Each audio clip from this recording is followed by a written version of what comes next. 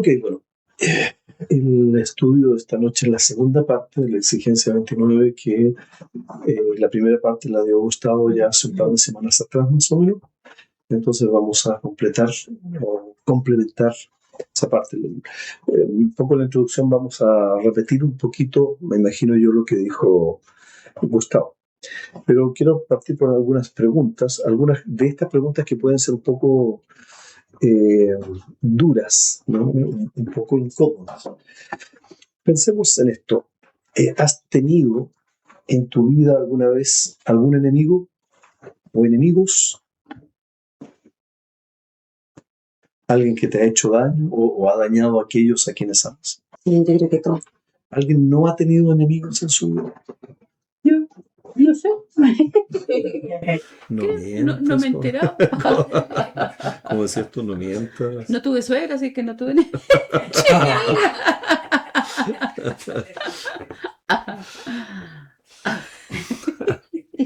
pero yo creo que como que la palabra enemigo no necesariamente uno de repente quiere que sea enemigo a alguien súper maluco, no.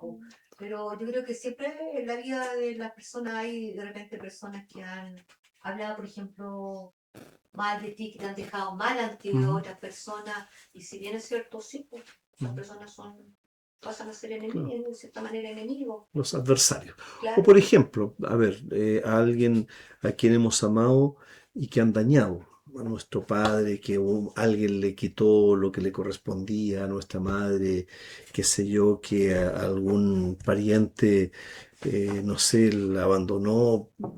Así, eso es como, no sé si alguien podría decir he pasado incólume en la vida sin enfrentar ninguna enemistad, ninguna adversidad, porque la adversidad normalmente no es una cuestión del clima, ¿ya? Sino de las relaciones. Ujú. Sí. ¿Ok? Entonces en tu vida podrías pensar en alguien o algunas personas, individuos, más que el clima, más que el terremoto, algunos adversarios que has tenido, ya sea que te han dañado a ti directamente o te han dañado indirectamente porque han dañado a quienes amas. ¿Tienes alguien así en tu vida? ¿Sí? ¿Has orado alguna vez por ellos? Yo, pastor, pero no he tenido uno, he tenido muchas cosas. Bueno, una ha sido por el Evangelio. Tiempo atrás me tocó trabajar. Bueno, en realidad llevo como 45 años en el Evangelio, conocí a Cristo y siempre el Señor me ha puesto en algún trabajo y eso me ha traído enemigos, enemigas, más bien dicho. Y ha sido bien triste porque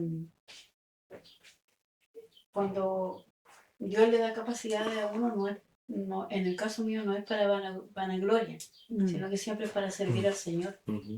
Pero las personas no lo han tomado así y ha sido triste. Y sí, familia también. También he tenido personas que no han sido muy amistosas, pero sí. Contaba la otra vez que una persona me hizo mucho daño y hablaba mal de mí sin conocerme, solamente porque ella tenía otra percepción. Y el Señor me llevó a hablar con ella, pero antes de que yo abriera mi boca, el Señor le habló a ella primero. Y bueno, ahí me pidió perdón y todo. Y ha ocurrido con esas personas, siempre ocurrió lo mismo. Que después del tiempo que pasa, llegan y dicen, en realidad, hermana, perdóname porque yo estaba equivocada. Y ha sido el Señor el que ha obrado.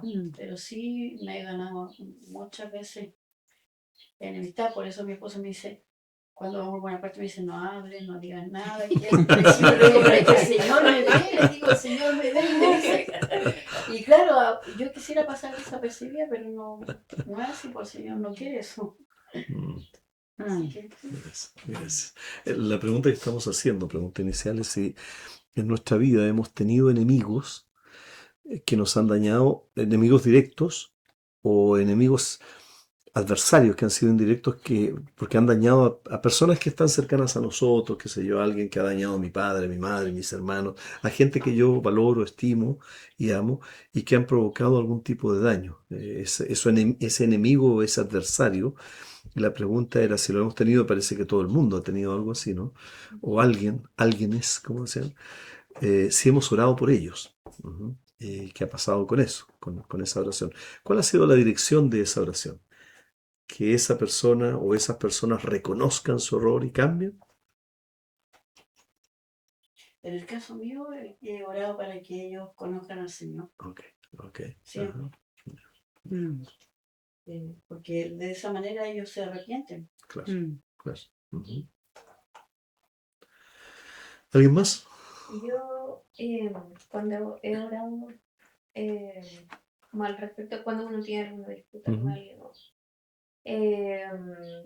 Sí, he orado como por lo que usted dice, para que la otra persona cambie, para que reconozca al Señor, pero también he orado por mí, porque el resentimiento es algo difícil con lo que lidiar y, y uno necesita perdonar de verdad a la persona para poder orar de verdad por la persona. Entonces, sí, también he pedido para que el Señor cambie mi corazón primero.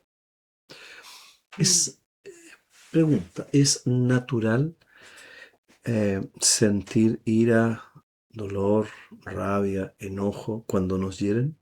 Yo creo que sí. Sí, no sé, es natural. ¿Es natural perdonar? No. No.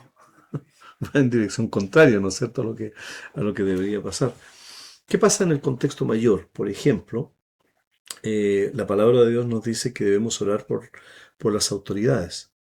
Pero muchas de estas autoridades, y no me refiero hoy en día, me refiero en términos históricos, muchas de estas autoridades son abiertamente enemigos de Dios, abiertamente, o abiertamente también enemigos de el cuerpo de Cristo del cual yo soy parte. Ujú. Eh, ¿Han orado por ellos? Poco. Ujú. Como decía Leo un día, yo oro por las autoridades, pero en realidad oro sin fe. Ricardo. O Ricardo, no me acuerdo quién era. Para que Dios los castigue. Ahí, ustedes ven ahí la imagen, dos imágenes. ¿Quién es? Corey ten Boom. Corrie ten Boom. ¿Y quién está al lado? ¿Qué es lo que está al lado?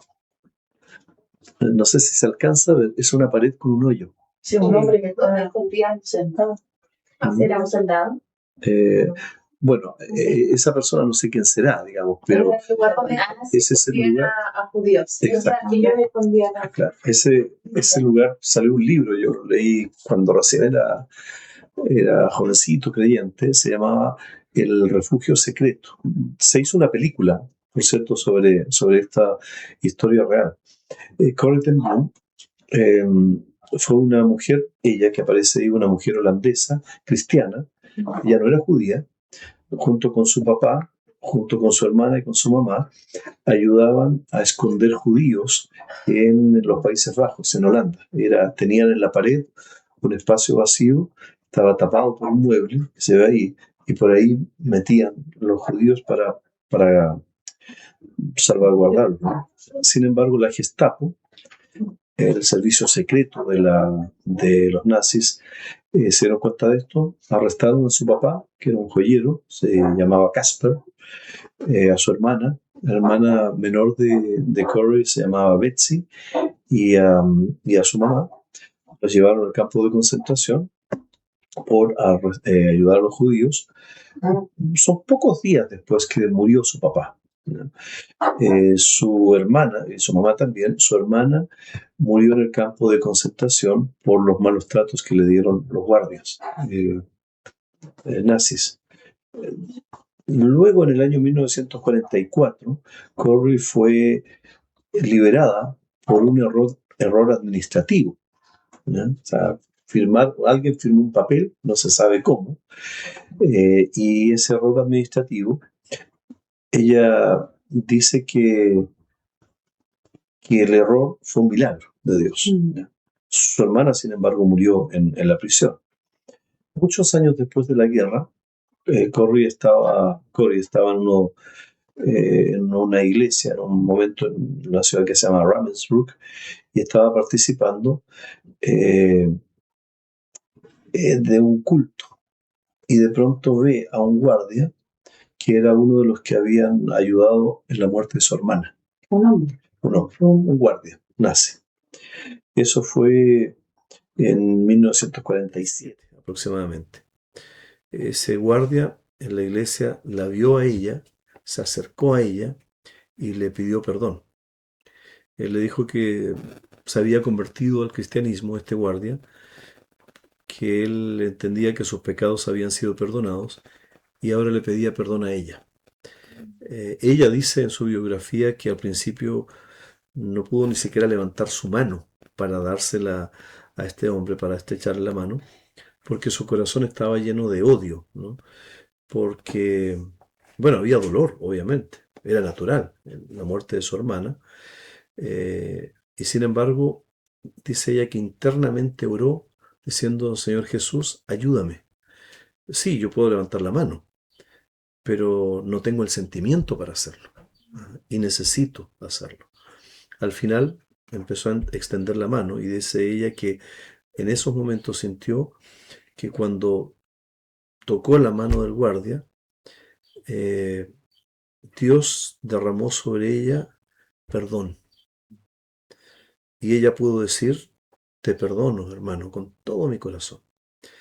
Eso es lo que dijo ella. El perdón no depende de nuestros sentimientos, de cómo nos sentimos. Depende de su amor, el amor que Él pone en nosotros. Y ella aprendió a orar por los que la habían perseguido, porque la oración por ellos se fundamentaba en el amor. Ahora, el amor no es natural, el odio es natural en el ser humano. Nosotros decimos más te amo que te odio en términos generales, pero nuestras acciones son más de odio que de amor en términos generales. Vamos a la siguiente, por favor. Ustedes, el último estudio que vieron seguramente terminaron con algunas de estas preguntas, ¿no? ¿Quién es el Espíritu Santo? El Espíritu Santo, ¿con quién se asocia? El Espíritu Santo está asociado, aunque la Biblia no contenga la palabra Trinidad, siempre el Espíritu Santo está asociado con el Padre y con el Hijo. Después del bautismo de Jesús, ¿cómo se manifestó el Espíritu Santo? Se manifestó el Espíritu Santo dando testimonio del Hijo. ¿Recuerdan ustedes, cierto? ¿Y a quién representa el Espíritu Santo cuando Jesús sube al cielo? Al Hijo, o sea, queda en su lugar. De hecho, Juan 14, 26 dice que Jesús: yo me voy a ir, pero les voy a dejar el Espíritu Santo. Y entre otras cosas, lo que dice es: Él les enseñará, les recordará y les hará entender todo lo que yo les he dicho. ¿A quién representa entonces el Espíritu Santo en la tierra? Al mismo Cristo Jesús. Su trabajo es dar testimonio de Cristo en nuestras vidas. Y esto lo voy a repetir. Seguramente ya lo vieron. Estoy haciendo un resumen de lo que se dijo anteriormente. El trabajo del Espíritu Santo es dar testimonio de Jesús en y a través de nuestras vidas. El Espíritu Santo representa a Dios Padre y a Dios Hijo en la tierra. La naturaleza del Espíritu Santo en realidad es un misterio, porque la triunidad de Dios es un misterio, no la podemos explicar de una manera tan sencilla. Muchas veces tratamos de tener ilustraciones que puedan explicar esto, por ejemplo, la ilustración para un niño, ¿no? ¿Cómo puedes entender la naturaleza de un Dios en tres personas? Y explicando a un niño, alguien le decía: bueno, es como un huevo. Un huevo tiene cáscara, tiene clara y tiene yema. Aún separadas siguen siendo huevo. Ninguna de esas partes dejó de ser huevo, ¿ya? La cáscara es huevo, sí, es huevo. La yema es huevo, claro que es huevo. La clara es huevo, sí, no, sin duda es huevo. Aún separadas o juntas siguen siendo, porque tienen la misma naturaleza, tienen la misma esencia. La aceptación de estos puntos de vista nos permite entender qué es lo que hace el Espíritu Santo. Lo que hace el Espíritu Santo es darnos testimonio del Hijo y hacernos conocer al Padre. ¿No? No hay una desconexión entre ellos. El Espíritu Santo también tiene una característica que está presente en todas partes, incluso al punto que Jesús dijo, miren, yo me voy. Y por cierto, sabemos que la humanidad de Cristo no le permitía estar en esos momentos en todos lados. Pero dijo Jesús, les conviene que yo me vaya. ¿Por qué? Porque así entonces voy a poder mandar al Espíritu Santo con ese poder especial para que esté con sus hijos en todo el mundo a la vez. Estoy explicándolo de una manera sencilla que un niño podría entenderlo, sin duda. Ahora, ¿qué es lo que más, en toda esta acción del Espíritu Santo, más resalta en la persona del Espíritu Santo en nuestras vidas? Es lo que está al final, que va a convencer al mundo de pecado, de justicia y de juicio. Eso es solamente posible por la acción del Espíritu Santo. Nosotros no vamos a llegar a entender que somos pecadores frente a Dios a menos que intervenga el Espíritu de Dios. No vamos a poder recibir la justicia imputada hacia nosotros si el Espíritu Santo no mora en nosotros. Y no vamos a poder enfrentar el juicio final si el Espíritu Santo no nos cubre para ello. O sea, está absolutamente presente y es dinámico. ¿Algún comentario, alguna pregunta hasta el momento? Estoy haciendo un resumen de la última parte que vio Gustavo con ustedes, que yo no estaba. Esa es la parte que debería haber sido resumida. Vamos a la siguiente, por favor. De allí, cuando el Espíritu Santo vive en nosotros, entonces es que estamos en condiciones de poder no solo perdonar, sino incluso de orar por quienes nos persiguen, quienes nos hacen daño. ¿Ya? Jesús ofrece muchos ejemplos de los tipos de conducta que implica amar a nuestros enemigos, porque orar por ellos, porque perdonarlos, finalmente tiene su fundamento en el amor. Esa es la fuente. ¿Ya? Si el Espíritu Santo no pone en mí amor hacia los enemigos, no voy a poder orar por ellos. Quizás voy a orar diciendo, tengo que orar por las autoridades, bendice a Boris, aunque no creo que lo vayas a bendecir, o a quien sea. ¿Ya? Bendice a Piñera, que ya se fue, bendice a Jara, bendice a Kass, a quien sea. ¿Ya? Si el Espíritu Santo no me hace nacer de nuevo y por lo tanto va en contra de la naturaleza humana, lo que es natural, porque la presencia del Espíritu Santo no es natural, es antinatural. No corresponde a la naturaleza humana. Nos hace nacer de nuevo y es aquella presencia del Espíritu Santo en nosotros que eso nos lleva a perdonar, porque perdonar no es natural, y a orar por ellos. Ahora, Jesús ofrece muchos tipos de ejemplos de conducta que implican amar a los enemigos. Por ejemplo, Mateo 5:44, en el Sermón del Monte, Jesús les dice, yo les digo, amen a sus enemigos. O sea, vayan en contra de lo que debería ser natural. Bendigan a los que los maldicen. Hagan bien a los que los odian. Oren por quienes los persiguen. Lo que nos está pidiendo Jesús es hacer exactamente lo contrario de lo que nosotros quisiéramos hacer si nos basamos en lo que le corresponde a cada persona, en la justicia. ¿Por qué? Y de ahí que hay una tremenda diferencia cuando hablamos de la justicia que creemos Dios quiere para la sociedad y la justicia que viene de Dios. Entonces, por ejemplo, en política, ayer una de las discusiones que tenía con Mario era el concepto de justicia social.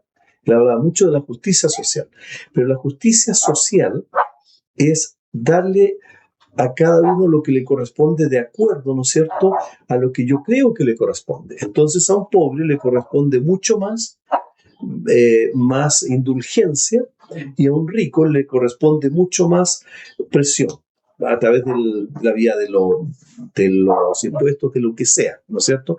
Incluso eso me lleva a quitarle al que tiene, vulnerando un elemento clave que está dentro de la palabra de Dios, que es la propiedad privada. ¿Por qué?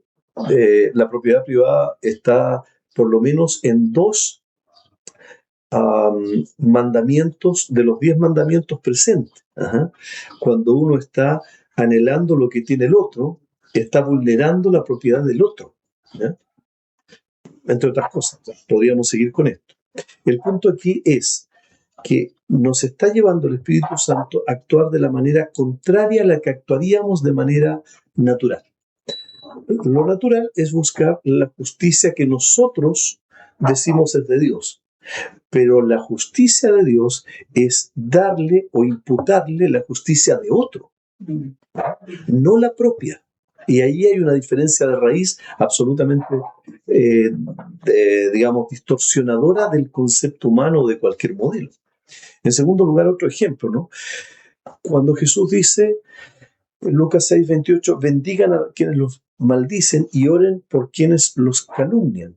Si hay algo que a nosotros nos molesta cuando dicen cosas que sabemos que no son verdad de nosotros, cuando nos imputan intencionalidad.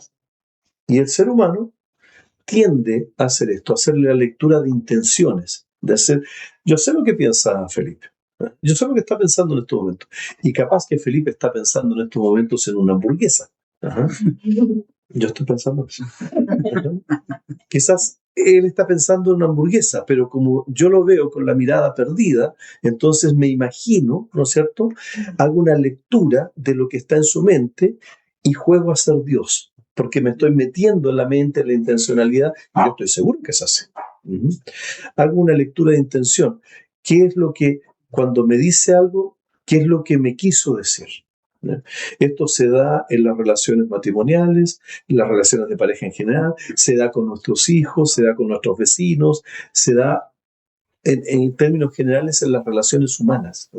Cuando nosotros lo que hacemos es asumir que el otro me quiere hacer algún tipo de daño. El solo pensar mal sobre mí ya es un daño. Y muchas veces esa persona está lejos de pensar algo sobre mí.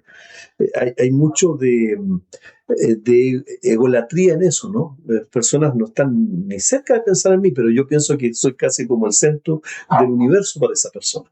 Me quiere descuerar. Soy irrelevante para esa persona. Pero la mayoría de las veces me voy haciendo una imagen de lo que debería ser la otra persona o cómo actuar. Y eso me molesta. Eso me va a provocar daño. Eso va a hacer que lo que menos quiera es que a esa persona le vaya bien. Por lo tanto, orar por ese tipo de personas puede que no sea un enemigo, pero es simplemente un adversario, ya me va a separar de él. Y ya no voy a estar orando por esa persona. Hay dos ejemplos en que nos damos cuenta del amor de Jesús. Allí, el amor quiere realmente el bien del enemigo. La pregunta es, ¿qué es el bien del enemigo? Cuando él dice, bendigan a los que los maldicen. Maldecir es algo que daña a quien maldice en primer lugar. Entonces, cuando yo pretendo el bien de esa persona, no estoy pretendiendo, según palabras de Jesús, que me reconozca a mí como el bueno de la película, sino que deje de maldecir. Porque quien maldice, o sea, quien dice cosas malas con su boca, es porque en su corazón hay maldad. Hay podredumbre, lo podrido está dentro. Entonces, cuando estoy llorando por esa persona, lo que estoy deseando para esa persona, cuando espero que no siga maldiciendo, es que algo en su interior cambie. No para que me reconozca a mí, sino para que no viva con esa conducta de amargura interior. Porque le daña a esa persona también. El amor quiere realmente el bien del enemigo Y bendecir así entonces es querer el bienestar de alguien y convertirlo en un deseo expresado directamente ante Dios. Señor, que esa persona no siga sufriendo, porque al final de cuentas, quien está maldiciendo está sufriendo, sin darse cuenta. Está siendo utilizado por el enemigo, es un instrumento del enemigo. Y nosotros sabemos, de acuerdo a lo que dice la Biblia, cuál es el fin o el final de los instrumentos del enemigo. Salmos está lleno de eso. ¿No? Van al infierno, al Seol, dice el Antiguo Testamento. Estoy haciendo devocionales en el Antiguo Testamento y me encuentro una y otra vez reiteradamente con este concepto. Los malos, los perversos, ya tienen su fin. Entonces, si no oro por ellos, lo que estoy haciendo es soltarlos para que se vayan hacia allá. Pero ¿qué es lo que nos dice Jesús?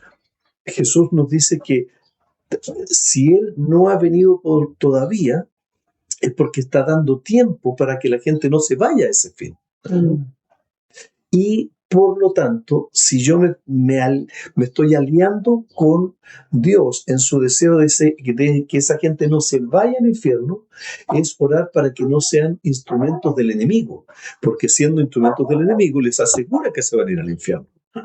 Es bien interesante cuando Jesús dice: cosas mayores que estas harán ustedes. Y Jesús no era un mentiroso. Hay una implicancia ahí bien interesante. Cuando uno se pregunta qué cosas hacía Jesús. Jesús hacía milagros, aparte de las enseñanzas con autoridad, hacía milagros que nosotros podríamos decir, bueno, eventualmente los podríamos hacer también. ¿Ya? Por ejemplo, Jesús resucitó al menos 3 personas. ¿Podríamos pensar algo superior a resucitar a una persona? ¿Resucitarla 2 veces? Eso es lo que está diciendo Jesús, porque lo que dice literalmente es: cosas superiores a las que yo he hecho harán ustedes. Cuando Jesús estuvo en la tierra, efectivamente, el máximo milagro que podríamos decir tuvo en términos de relación con los demás fue haber resucitado a 3 personas. ¿Qué hay superior a eso? Bueno, si vemos el caso de cada una de esas 3 personas, estas, después de haber sido resucitadas por Jesús, murieron. Jesús, exacto. Jesús, en la tierra, ninguno de los seguidores de Jesús aseguró la vida eterna estando aquí, a pesar de que seguían a Jesús. Escuchaban sus enseñanzas, ¿no es cierto? Intentaban hacer lo bueno, pero ¿qué marca la diferencia en esas personas?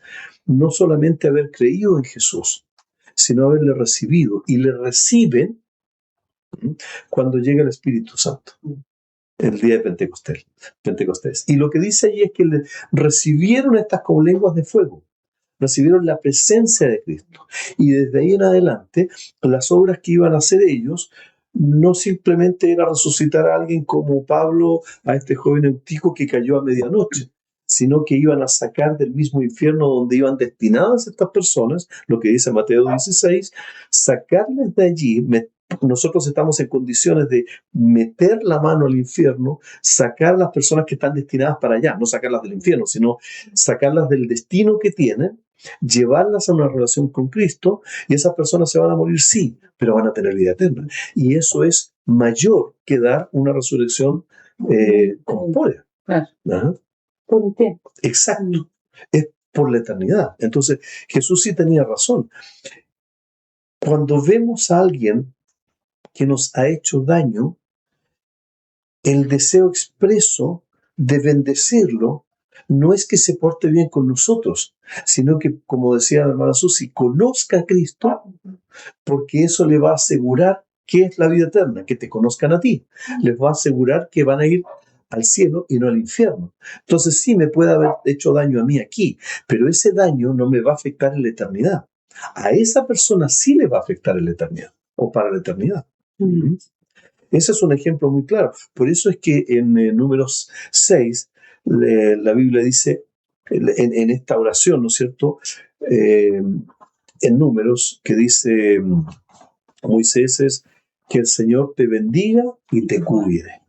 Que el Señor haga resplandecer, y te cuide es exactamente ese término, te guarde. ¿Te guarde para qué? Para que no te pierdas. Te bendiga, te dé todo lo que viene de Él, lo bueno, no lo malo, te guarde, que el Señor haga resplandecer su rostro sobre ti. ¿Sabe lo que es resplandecer su rostro? Es que la imagen de Cristo esté sobre ella, esa persona, que tenga de ti misericordia. Imagínense, pidiendo misericordia por aquellos que me están dañando, que es lo que hizo Jesús desde la cruz. Que el Señor alce su rostro sobre ti y ponga en ti paz. Quienes odian, quienes hacen daño, lo hacen porque no hay paz en sus vidas. Y lo que estamos deseando, deberíamos desear para ellos, es que haya paz. Porque si hay paz, nos van a dañar. Quizás me dañaron una vez a mí, o varias veces, pero cuando descubran la paz en Cristo, van a dejar de dañar a otros, por lo menos intencionalmente. Jesús conocía esa oración de manera expresa, y es por eso cuando habíamos hablado hace un tiempo atrás de los enemigos, ¿no es cierto? De amar a los enemigos, decíamos, la mejor forma o la forma más destructiva de eliminar a un enemigo es convertirlo en tu amigo, que decía Abraham Lincoln. ¿Qué es lo que voy a hacer por mi enemigo? Anhelo o debería anhelar que la luz de Dios ilumine a esa persona y que derrita su corazón, que lo deshaga, no frente a mí, sino frente a Dios. Porque amor es hacer el bien por el enemigo. Porque qué gracia, decía Jesús, es hacer el bien por los que aman. Eso también lo hacen ellos. Mis enemigos, que pueden ser muy dañinos. Se ha demostrado, no sé si ustedes han estudiado el fenómeno de los torturadores nazis, no solamente nazis, de muchos torturadores que son perversos en la forma de crear, de desarrollar dolor en las personas, pero llegando a sus casas son padres amorosos, son esposos fieles, son ejemplos de personas, ejemplos eternos, pero en el momento, digamos, ¿no? de destruir a otros son absolutamente perversos. De ahí que las oraciones que en realidad debemos hacer cuando decimos, mira, yo voy a orar por las autoridades, pero voy a orar sin fe, es la oración de aquel hombre que se acercó a Jesús y le dijo, Señor, alimenta mi fe, aumenta mi fe. Porque efectivamente, yo puedo estar orando por quien sea sin fe, pero lo que debería hacer es con la fe, con la expectativa de que Dios lo puede cambiar. Y si no puedo, porque no es natural, entonces pedir al Espíritu de Dios que mora en mí, que haga esa obra sobrenatural, que llegue a amar al enemigo, que llegue a orar y perdonarlo, que sin duda llegue a desear lo mejor para esa persona. Y lo mejor para esa persona muchas veces no tiene nada que ver conmigo, tiene que ver con esa persona y Dios. Entonces, ¿qué es lo que debemos orar por nuestros enemigos? ¿Cuáles son las mejores cosas que debería desear a mi enemigo, a mi adversario, a aquella persona que veo que está haciendo daño? No es que se recupere la relación conmigo, sino porque esto va a ser temporal mientras vivimos. Hay algo superior, que es que recupere la relación, o que llegue a una relación cuando no está con Cristo mismo. ¿Algún comentario, alguna pregunta hasta acá? Además que al final del día Gracias. Cristo es el único que puede cambiar, o sea, sería como una locura decir yo quiero recomponer, que esa persona recomponer la relación conmigo, una persona que está enferma, que es una persona mala, perversa y todo. No va a salir nada bueno de lo que podamos construir los dos juntos. Sí, claro. Sí, efectivamente. Ahora, aquí hay un antecedente clave. Vamos a la próxima, por favor. Que es el deseo de Jesús, que fue expresado en el Padre Nuestro. Padre nuestro, que estás en los cielos, santificado sea tu nombre, venga tu reino, hágase tu voluntad en la tierra como en el cielo. El pan nuestro de cada día danoslo hoy. Perdona nuestras deudas. Yo ya he sido perdonado, como también nosotros perdonamos a nuestros deudores. Lo que yo recibí es lo que quiero dar, ¿no es cierto? Por lo tanto, no nos metas en tentación, líbranos del mal. Eso es lo que dice el Padre Nuestro. ¿Por qué? Porque esta autoridad viene de Él. Tuyo es el reino, el poder para hacerlo, la gloria, el propósito para hacerlo y el tiempo por los siglos de los siglos. ¿No? Ahora, ¿deberíamos orar con el Padre nuestro por nuestros enemigos? Sin duda. O sea, para que les vaya bien en lo que les acerca a Dios. Obviamente no podemos orar por aquellos abortistas para que les vaya bien, ¿no es cierto? O aquellos torturadores, o aquellos explotadores, o aquellos maltratadores. No podemos orar por esos enemigos para que les vaya bien, sino para que se conviertan a Cristo. Entonces, ¿por qué cosas específicas piensan ustedes que deberíamos estar orando? Cuando oramos, porque es la exigencia de Jesús, ¿no es cierto? Orar por aquellos que les persiguen, que los maltratan, que los odian, por los enemigos. ¿Qué cosas específicas deberíamos pedir a Dios por estas personas, por estos enemigos, estos adversarios?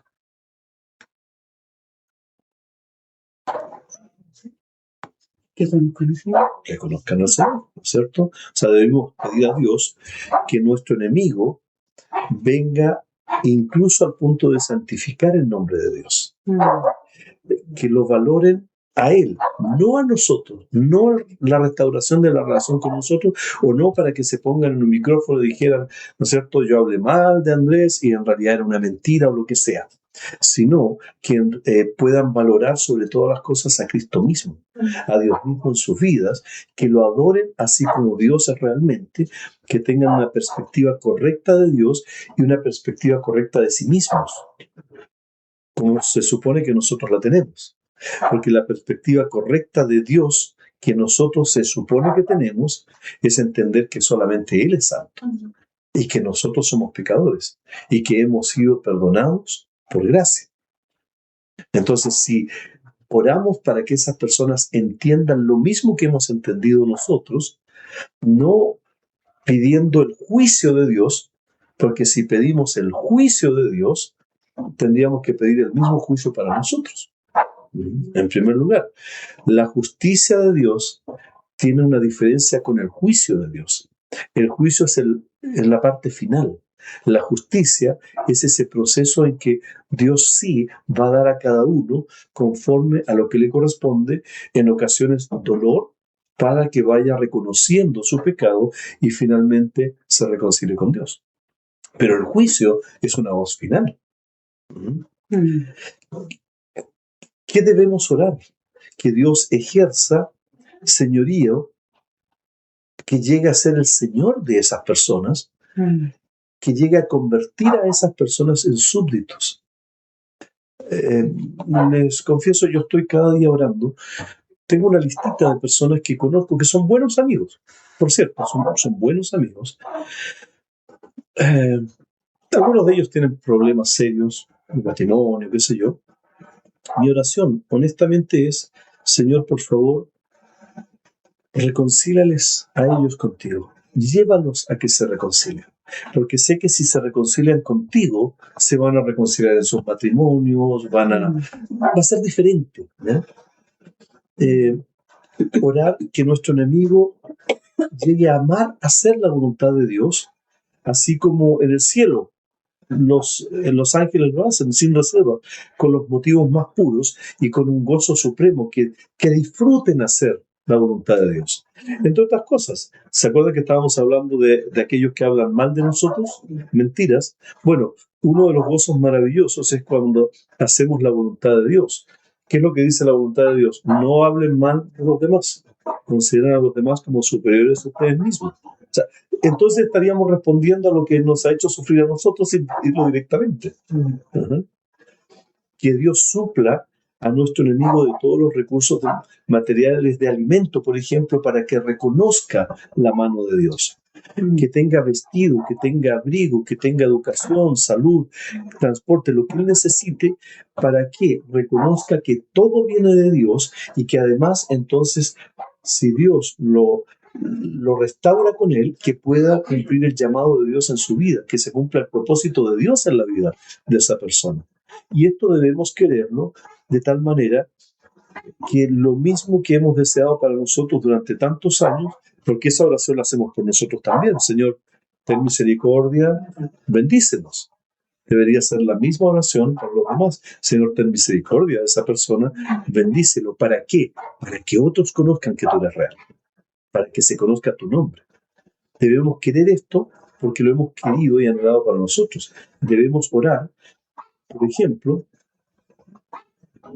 para lo que una vez pasó en nosotros. Y pasa cada domingo cuando tomamos Santa Cena, y pasa cada vez cuando estamos de rodillas en oración ante el Señor. Debemos orar para que reconozcamos nuestro pecado y esos enemigos reconozcan su pecado, para que Dios perdone esos pecados y para que Dios sea una persona misericordiosa y recibiendo esa misericordia de Dios, esos que antes destruían lleguen a ser misericordiosos con otros también. Y hemos conocido personas así. Hemos conocido personas, claro, es más difícil reconocer en esto en personas que han sido toda su vida buenos, ¿no es cierto? Pero se nota cuando hemos visto, por ejemplo, a un alcohólico que golpeaba a su esposa y que ha habido un cambio pero radical en su vida. Dice, como que se nota más. ¿Por qué? Porque ellos han reconocido que donde abundó el pecado, sobreabundó la gracia de Dios para perdonarlos. Porque Dios entonces los libre a ellos como a nosotros también de la tentación y de los poderes destructivos del diablo. Y es aquí donde vamos a enfocarnos un poquitito antes de ir terminando. ¿Qué exige Jesús? Esa es la próxima, por favor. Porque si oramos así por el enemigo, ¿lograremos que se convierta a Dios, que logre abrazar la fe en Jesús? Si estamos orando en la dirección que hemos dicho en términos sumamente concretos, en realidad puede que no tengamos éxito. Puede que aún estemos orando y mostrando la fe en Jesús a esas personas y nuestra entrega en oración y que ellos sepan que estamos orando por ellos, puede que nunca se conviertan a Dios. Puede ser una realidad. Pero el objetivo de nuestro sacrificio de seguir orando por ellos es que nosotros aprendamos a amar al enemigo, aunque ese enemigo no cambie, porque nuestro enfoque es orar por ellos, no cambiarlos. Quien produce el cambio no somos nosotros, es Dios mismo. Puede que tengamos éxito o puede que no, en que esas personas lleguen a reconocer a Cristo, pero en el proceso de orar por ellos vamos a aprender a amarlos. Un corazón gozándose en ver a nuestro enemigo en los brazos de Jesús es lo que Él exige. ¿Y esto qué quiere decir? Que en el proceso de seguir orando por aquellas personas que no se han convertido a Él, vamos a seguir orando y seguir orando y seguir orando, anhelando ver a esas personas en los brazos de Jesús. Y lo que va a ir desarrollando en nosotros es paciencia también. Porque es la misma paciencia que Dios tiene con nosotros. Y el ejemplo más convincente de orar por nuestros enemigos fue la oración de Jesús en la cruz. Nosotros celebramos esta oración, ¿no es cierto? ¿Cuántas veces vemos ahí? Pero noten que en el versículo 33 de Lucas dice así como sencillamente, ¿no es cierto? Le crucificaron allí. O sea, Lucas, que fue uno de, no sé si ustedes saben, Lucas es el evangelio con más detalles que hay. Detalles de todo. Pero en esta parte Lucas no da detalles, simplemente dice, y lo crucificaron allí. Podríamos decir crudo, brutal, sin detalles, sencilla y profundamente, ahí lo pusieron, entre un ladrón y el otro. Punto. Luego dice, porque el enfoque ya no estuvo en las circunstancias, sino en la persona de Jesús. Luego dice que Jesús oró. Y ahí sí da detalles. Dice, Padre, perdónalos porque no saben lo que hacen. Podría haber dicho simplemente, Padre, perdónalos. De hecho, esa oración tiene 3 actos en el corazón que nos muestran el corazón amante de Jesús hacia los enemigos, los que estaban. Ellos no estaban haciendo simplemente una crucifixión de una persona más, estaban crucificando al Hijo de Dios, estaban crucificando al creador del universo. O sea, no podría haber habido un acto peor y más malvado que ese. Y además sabían que era inocente, como si fuera poco, ¿ya? Pero aquí hay tres cosas en esta oración de Jesús que nos muestra cómo Jesús amó a los enemigos. Primero, oró por ellos. Y la pregunta es para nosotros. ¿Oramos por los enemigos? ¿Los que nos hacen sufrir? Porque Jesús oró por aquellos que hacían sufrir al Hijo de Dios, al Creador del universo. No tendría ninguna obligación para orar por ellos. Jesús no había sido perdonado por el Padre porque no tenía nada para ser perdonado. Y a pesar de ello, oró por aquellas personas, mostrándonos ese camino. En segundo lugar, en esta oración, no solamente ora al Padre, sino que además pide perdón específicamente. ¿Y perdón por qué? Perdónalos porque no saben lo que hacen. Pide perdón a Dios, nuevamente, al Padre, por esa gente. Cuando oramos estamos pidiendo que Dios perdone a esas personas, porque el perdón de Dios es lo único que les va a llevar a ser escogidos por Dios para ser sus hijos.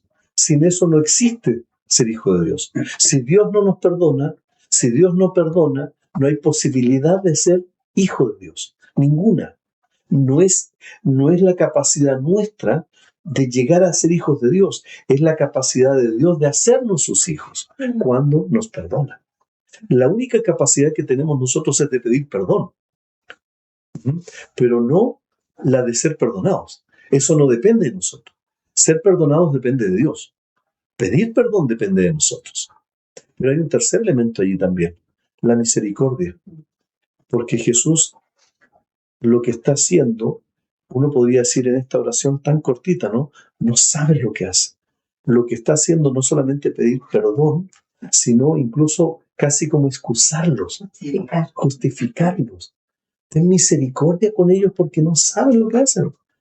Son pequeños niños, instrumentos del enemigo, y no se dan cuenta que son instrumentos del enemigo. Y Jesús exige a sus discípulos muchas veces: tengan misericordia, así como ustedes han sido perdonados, perdonen a otros. A Pedro, ¿no es cierto?, hasta 70 veces 7 perdónalo. No pongas límite al perdón. Deja que la misericordia en tu corazón sea tan infinita como lo es la misericordia del Padre hacia ustedes. La misericordia para poder pedir perdón, para poder pedir misericordia, para orar por ellos, es permanente, es infinita. Pero claro, esto nos hace levantar una pregunta. Vamos a la siguiente, por favor. Ok, entonces ¿eran inocentes estos muchachitos que estaban en la cruz? ¿Eran inocentes los que gritaron crucifícale? ¿Debía perdonarles si en realidad no sabían lo que estaban haciendo? ¿No serían entonces inocentes? ¿No serían solamente víctimas del enemigo? ¿Por qué perdonar a una persona por lo que esa persona no sabe qué está haciendo? Pero si fuera así, Jesús debería haber dicho: Padre, como ellos no saben lo que hacen, no son culpables. Y si no son culpables, no necesitan ser perdonados. Pero Jesús reconoce que son culpables y por eso pide perdón.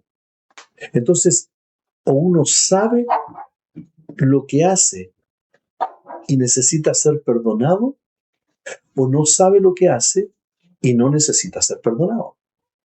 Por eso, delante decíamos, ¿cuál es la posición de Dios y mi posición? La posición de Dios y el enemigo, estos enemigos nuestros. Ante Dios todos somos culpables. Por lo tanto, cuando oramos por nosotros, oramos por alguien culpable. La paga del pecado es la muerte, pero el don de Dios es vida eterna. Y oramos de la misma manera por nosotros también. ¿Quién necesita el perdón? ¿A quién se le perdona? Al culpable. Jesús estaba pidiendo perdón porque eran culpables, no porque eran inocentes. Claro, a la vez eran instrumentos del enemigo, pero eran instrumentos con ceguera culpable. El que necesita perdón, el que necesita ser perdonado es el culpable. La misericordia y el perdón se necesitan cuando hay verdadera culpa. Por lo tanto, no es que estamos diciendo que aquellos enemigos que nos están haciendo daño no son culpables. No, estamos reconociendo que son culpables. Y por eso estamos pidiendo perdón. Y por eso estamos pidiendo la misericordia de Dios. Porque efectivamente reconocemos que son culpables, que sí nos han dañado. No es decir, no, si no fueran. ¿Se acuerdan cuando hablamos del perdón? Lo que no es el perdón. Bueno, aquí claramente nos habla de lo que sí es el perdón. El perdón es el daño hecho. El perdón es el acto frente al daño hecho, no al daño no hecho.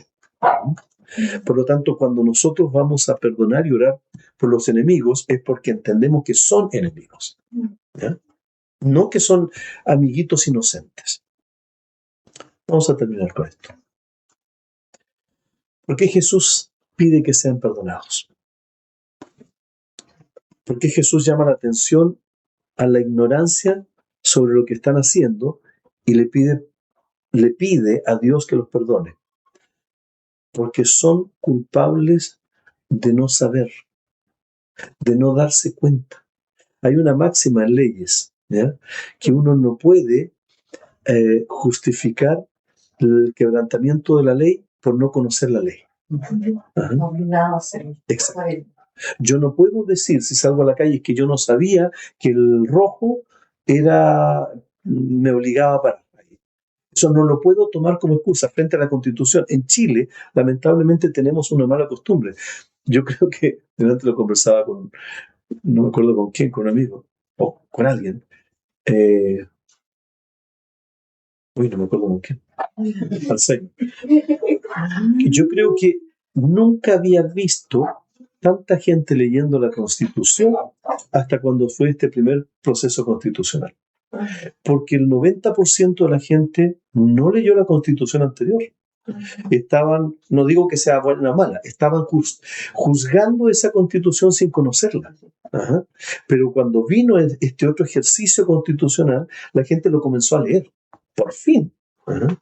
Y yo creo, me da la impresión, de que la decisión de aceptar o rechazar fue a partir de haberla leído, ¿no? Pero antes, el hecho de que no hubiésemos leído la Constitución nos eximía de culpa. No, eso no puede ser usado en un juicio válido, el que no es que no leí la Constitución. Usted tiene el deber de leerla. Y frente a Dios tenemos el deber de saber cuál es la voluntad de Dios. Entonces no puedo decir, no, es que yo maté a esa persona porque yo no sabía que a Dios le molestaba que matara gente. No puedo eximir mi responsabilidad porque no lo sabía, que es lo que dice Pablo en Romanos. Todo lo que es conocible de Dios se puede conocer incluso a través de la naturaleza. Por lo tanto, lo que dice Pablo es, no tienen excusa. Eso es lo que dice literalmente en Romanos 1. La respuesta entonces de Jesús, ¿por qué Jesús pide perdón? Porque son culpables de no saber, de no darse cuenta, de no dimensionar lo que están haciendo. Solo un culpable, como habíamos dicho, necesita perdón. Nadie puede perdonar a una persona inocente. Entonces, cuando Jesús dice, Padre, perdónalos, significa que son culpables. Es que no saben lo que hacen, ellos deberían saber lo que hacen. Tienen tanta evidencia de la verdad que la única explicación a su ignorancia es que no quieren verla. Son duros y resistentes y tienen una ceguera culpable. Por eso necesitan ser perdonados. Como el Antiguo Testamento los define y nos define como aquellos que tienen un corazón de piedra. Pero yo voy a convertir a ellos en un corazón de carne.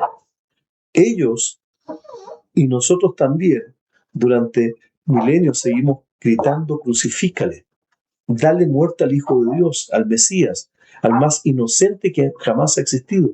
Pero no se dan cuenta, o no quieren darse cuenta, o rechazan darse cuenta de que a quien estaban dando muerte era el creador del universo. Por ignorar esto, intencionalmente son culpables y por ello es que necesitan el perdón. Increíblemente Jesús ora por ellos para que su Padre les abra los ojos y les ayude a ver su pecado, a arrepentirse y a recibir el perdón. Frente a ese momento cuando gritaban crucifícale, nosotros estábamos presentes a los ojos de Dios, aunque estemos presentes 2000 años después. De hecho, es más, estos ciegos que gritaron son por los que Jesús pidió perdón, pero también por los que Jesús oró. Cuando estaba orando desde la cruz, ellos no saben lo que hacen, estaba orando por nosotros también. Esto es lo hermoso de la oración de Jesús. Declara culpable y ofrece perdón a la vez. Y nos ayuda a entender que cuando nosotros oramos por los enemigos, sí los declaramos culpables, pero pedimos perdón. Y eso nos ayuda a entender lo que significa amar a nuestros enemigos, porque nos recuerda que ellos son en realidad culpables y que esto no debe detener nuestro amor, nuestra misericordia y nuestro perdón, porque nosotros hemos sido tratados así. Y sobre todo nos ayuda porque sabemos que Jesús en la cruz estaba sufriendo en esos momentos por nosotros y estaba orando por nosotros. También quizás otros estaban orando por nosotros, y yo de esto no tengo dudas, cuando nosotros éramos enemigos. Algunos que quizás conocemos, otros que no tenemos ni idea. Llegamos a Cristo porque alguien estuvo orando por nosotros, cuando aún éramos enemigos. Y eso es lo que dice la Biblia, cuando éramos enemigos de Dios. En esos momentos, nuestro padre, nuestra madre, nuestros amigos, hermanos, alguien vecino, oró por nosotros. Yo tengo gente que oró por mí y yo después entendí que habían orado. Y les aseguraría que todos y cada uno de nosotros tuvimos a alguien que estuvo orando por nosotros cuando éramos enemigos de Dios. ¿Estamos orando por nosotros por los enemigos de Dios, nuestros enemigos? Porque se nos llama a amar, a perdonar a nuestros enemigos, porque nosotros fuimos amados y perdonados cuando éramos enemigos de Dios. Entonces la conclusión frente a la exigencia es, y vamos a la primera, por favor. Amen a vuestros enemigos, oren por los que los persiguen.